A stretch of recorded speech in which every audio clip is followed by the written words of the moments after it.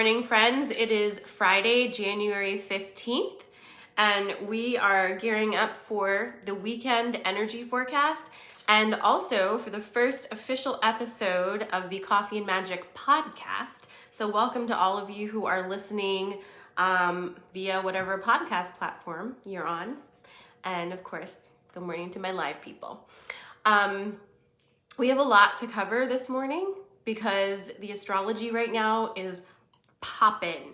So you may have felt yesterday the Uranus stationing direct. It has been in retrograde for quite a while, and this station direct completely changed the energy. So how did that manifest for you yesterday? I'll tell you how it did for me because it was very, very noticeable for me. Usually, I'm up in the morning. I've had kids for like a decade, so sleeping past 7 a.m. is just really not a thing I do. But yesterday, I was very tired. I stayed in bed until like 10. And then I got coffee and got back into bed, and I needed a nap, and I took a nap, and then I woke up, and then I went out, had a couple cocktails, and then I came right back into bed, and I was in bed until 7 p.m. I have never done that, and I didn't feel sick. Like I didn't feel, I didn't feel like, oh, I'm coming down with something. It was just like, I'm so tired, and there's nowhere in the world that I'd rather be than this bed. That is for me. So that was my signal of how Uranus shifting direct was affecting me. And what it kind of feels like is like this momentary pause, okay? So when we say a planet is stationing direct, it's a little bit of an optical illusion, as we know, but imagine it pausing and then changing directions, okay? Going in a different flow. So when you think of it that way, yesterday was a pause for us, and it clicked us into a different pathway. And while I've been talking a lot to you guys about the timeline shifts and the timeline jumps, this actually didn't hit like one of those. This was more like y'all doing your manifesting for this new moon. I'm doing all of these big things, planting your seeds, and then this is part of that. It's shifting the energy to align with your visions. So if there's been momentary pauses in projects or thought processes or whatever it is, don't worry, because it's not actually stopping. It was just a slight pause so that shift could occur, so that maximum flow can happen. Now, this weekend, and in fact, from yesterday all the way up until the inauguration, we are in a powder keg of energetic activity. And Uranus is squaring with Mars right now, which is the planet of war. So tensions are really high, and things are playing out on the political stage that directly connect to the astrology. So we're living in a time where astrology is no longer like a fringe science. You can actually see the things manifesting in real time as we live and breathe, which is both fascinating, affirming, and quite frankly, a little terrifying sometimes, right? Because, before it was like, ooh, Mercury's in retrograde. Oh no, my electronics aren't working. Don't we wish life could be that simple again, right? Oh, my email's not going through. Facebook crashed. We're just in a totally different place now. But that being said, our understanding is upgrading as well. So it's coming with the ability to understand the things in a much broader, bigger, wilder perspective, and that is very helpful if we can just kind of flow with it and not go, whoa, what's happening? So listen, what do we do right now, right? What do we do when things are so tense and full of like that crackling energy that feels like, oh, what's gonna happen next? What's gonna happen next? There's nothing for you to do except hold that high note and remember all of the things you already know, because it's not enough to be able to do the things that help you when things are easy, right? These tools you've been learning over, the past few months or the past few years, or however long you've been collecting your spiritual arsenal of tools. It's for this moment. This is when you need them. This is when you pull them all out. This is when you use every single tool in your toolbox, because it's going to assist you in doing the life, right? In upgrading your frequency, in aligning yourself with the very, very visible and very reachable thread of pure excitement that is running through this chaos, that is speaking to us right into our heart chakra, saying, it's happening. It is happening right now. You came here for this. Get online. Let's do this. Let's do this. It's happening. It's like that, anticipation before a big party, right? And you've been getting ready for the party. So you've been really like pedal to the metal, getting ready, like singularly focused, making sure you have the right amount of glasses and napkins, and the music's gonna be good, and the food and all of the things. And now you've done everything, and the party doesn't start for another 24 minutes. And you're like, what the hell do I do with myself for 24 whole minutes? I certainly can't touch anything that I've already made perfect, because I'm gonna mess it up. But I'm so full of all this energy that I don't know what to do with myself. And that's kind of where we're at. It's like, we're ready, everything's set, but we just have to wait for a second and let all of the things arrive that we've been asking for. So that's what you have to do. It's no big deal. It's super easy. You were born for it.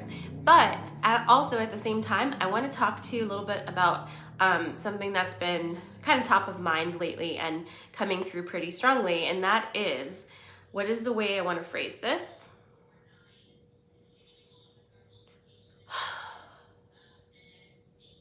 I don't know. Glorification of fear-based mentalities. This is tricky psychologically, because up until this point, we are very much a collective of herd society beings, okay? None of us really love to be the lone wolf that changes the course and says, no, I don't think that's what's happening. But in history, you will notice that there are those people that stand up in every section of discontent, right? Or that stand up and say, excuse me, sirs and madams, this seems truly fucked up and I don't agree with it. There's always those people. And what ends up happening is that one person will be sacrificed because the larger mass of people are not yet ready to stand behind that revolutionary thinking. So that person becomes a martyr of some sort. Think Martin Luther King, think John F. Kennedy, go way back further. We still use Joan of Arc as an example, but these kind of things, right? And what ends up happening is future generations fall in line with that new energy and then bring that to be. But when this actual person stood up, they were one person and they were not supported by many. And that is what would be really wonderful. That is one of the things that would be really wonderful if we did not do that anymore. And in order to not do that anymore, we have to pull ourselves out of the collective idea that being in a fear-based state is somehow virtuous. That agreeing with everything that is put down in front of you, even though it doesn't make a lot of sense to you, is somehow virtuous. That non-questioning authority is virtuous.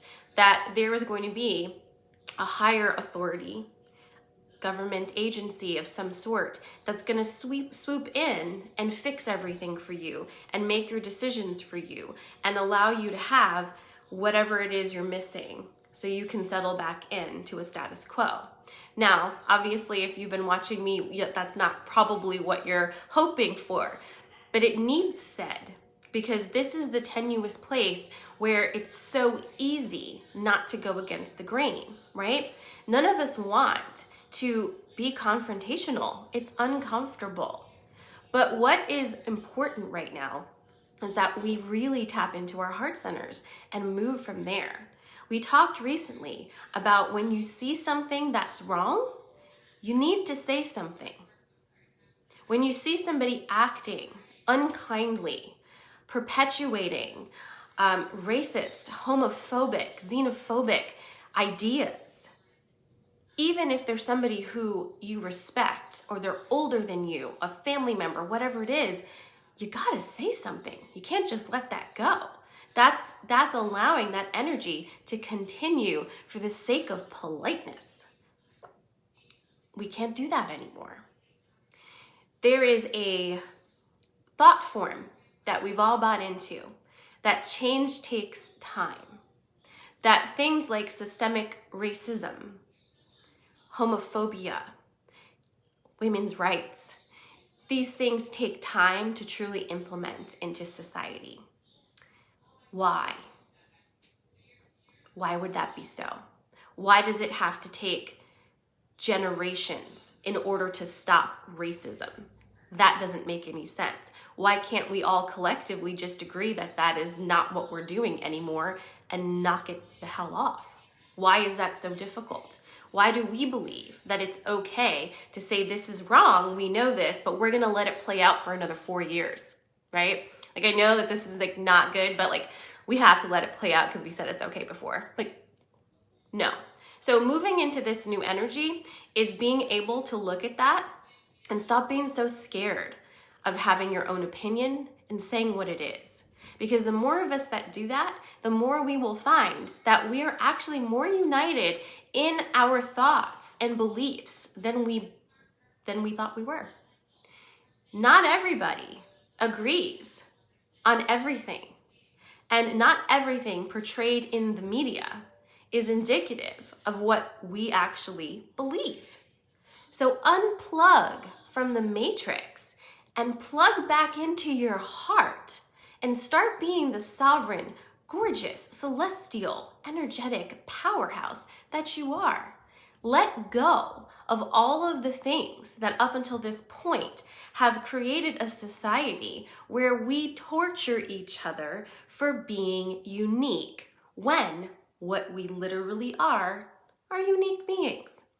It is no sense to be made from that. So this weekend, if you see something, say something, drink your water, remind yourself that you are being constantly upgraded from a cellular level to the way that your thoughts work. How does that feel to you? What's different for you? What in your life has completely shifted overnight and has left you saying, oh, that's different. Is this me now? Ask yourself these questions. If you haven't done your new moon intentions and seeding, please do them. Do them now. Do them today. Do them tomorrow. Don't limit yourself just because we've passed that window of time, because listen, it is all hands on deck with the manifesting. There is definitely that thought, right, where some people will really poo-poo the manifesting because we are so attached to the idea that some people are just lucky and other people are not lucky.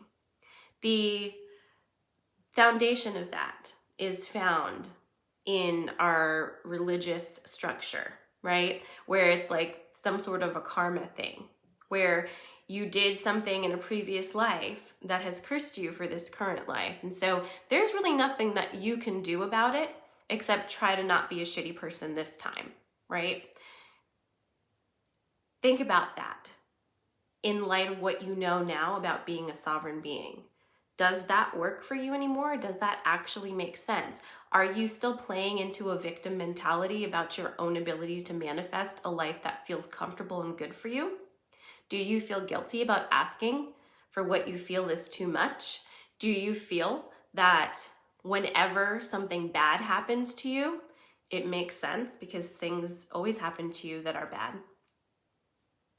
Do you look at other people who appear to be blessed and constantly have things handed to them? And do you feel jealous or irritated or just downright about them because you feel like life has just been so easy for them and they get everything they want so effortlessly? Are you doing that? Because if you are, it's a great time to look at that whole situation and to remind yourself that what you know about another person is very small compared to the actual reality of that. And you have the power to direct your life every step of the way. If you don't make conscious choices, your choices will be made for you. That's just how it works. Conscious choices need a conscious mind and an attached heart to that conscious mind. If you don't make the conscious choices every day, the collective choices will sway you into the actions that you take. And that means you're autopiloting and you're giving your energy away to somebody else's ideas, to somebody else's creations and manifests. If you're cool with that, then fine. But if you'd rather take your energy and use it to create something that you actually agree with, then you're going to need to kind of step into that and release all of those energy like mind fucks that are kind of swirling you around and not getting you anywhere. Anytime you start looking at somebody else and saying, well, it's easy for them and not for me, that is your trigger point to look at that, whole situation, because something is misfiring for you. Because when you are in a place of sovereignty, you would never look at a person with that kind of energy, because instead you would see another sovereign being much like yourself, who has taken the energy, the raw energy that is available to all of us, and who has made what they want, right? And you'd be happy for them. Good for you. So think about those things this weekend. And please remember, between now and Inauguration Day, it is bananas. The energy is bananas. I don't know exactly what that means, but being that we, like a week and a couple days ago, we had the Capitol situation, I would not be at all surprised if something similar to that were to try to happen or pop off. We don't need to be scared about that though. We don't need to freak out and panic. Observe, not absorb. That is your motto for right now, for January, possibly February. Just see it play out and hold the highest note. This is not being avoidant. This is not turning a blind eye. This is choosing not to be a victim of fear-based mentality. This is choosing to take your energy and put it where you can actually create, instead of staying in this, it's almost like a corral. Like it's a corral of like all of these scared cattle and playing off each other's fearful emotions, not knowing what's going to happen. Are they leading me to pasture or to slaughter? Don't be one of those cows. I hate this analogy. Whoever sent that into my head, that wasn't cool. But it's kind of applicable to right now. Don't be caught in that herd mentality and allow your choices to be made for you. Make your choices. Stand in your sovereignty. Be here now. You have got this. Like I've been telling you guys, being in this spot and being able to hold energy with you and feel your growth and feel you rise up to this challenge and feel you upgrade yourself has been really encouraging for me. So I'm really proud of you. I'm honored to connect with you and to say these things to you and to be your cheerleader and my own cheerleader and to cheerlead each other so that we can continue to move in this direction and be this wave, okay? There is nothing to be afraid of. Fear is not a place we live. We are here to bring the joy. We are here to bring the peace. We are here to experience life and to enjoy ourselves. We are here to discover new colors, new tastes, new sensations, and new ways of connecting with our brothers and sisters and everybody in between, with reconnecting with our earth and all the elements, the elementals, and the magical energies that have always been here, waiting for us to remember about them. This is us coming back to ourselves, and it is very exciting. So while we are definitely in Ragnarok energy, we are Tower card energy, we're not going to be living there, okay? So you got this. I hope you have an amazing, amazing weekend. Make sure to subscribe and follow me.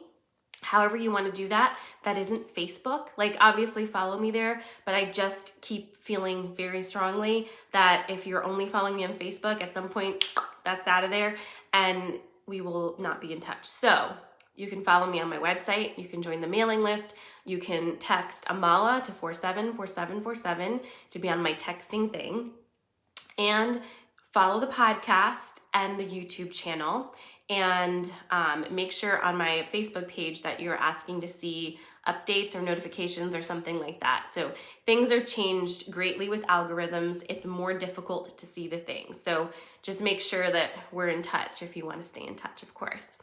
Have an amazing weekend. If this has been helpful for you, please share. And I look forward to speaking to you again on Monday morning at 8:30. Love ya. Thanks for watching. Don't forget to subscribe and follow.